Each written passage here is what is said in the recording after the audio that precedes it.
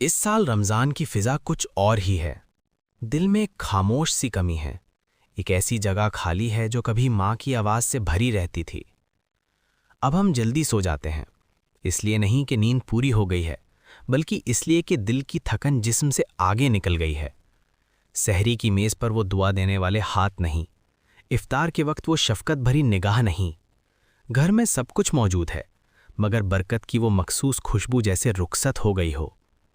ہم دیر تک خاموش بیٹھے رہتے ہیں، اذان ہوتی ہے تو روزہ کھل جاتا ہے، مگر دل کی پیاس باقی رہتی ہے۔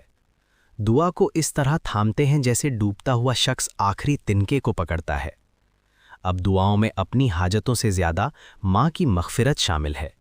باتیں کم ہو گئی ہیں، یادیں زیادہ ہو گئی ہیں، تمنائیں ہلکی ہو گئی ہیں، مگر ان کا دکھ پہلے سے زیادہ گہرا ہو گیا ہے۔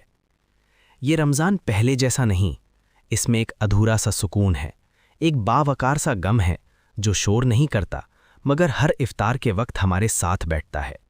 ایسا لگتا ہے جیسے ماں کی کمی بھی ہمارے ساتھ روزہ رکھتی ہے، اور ہر سجدے میں ہم صرف یہی مانگتے ہیں کہ اے اللہ، جس جنت کا وعدہ تو نے صبر کرنے والوں سے کیا ہے، وہاں ہمیں پھر سے اپنی ماں کی آغوش نصیب فرما۔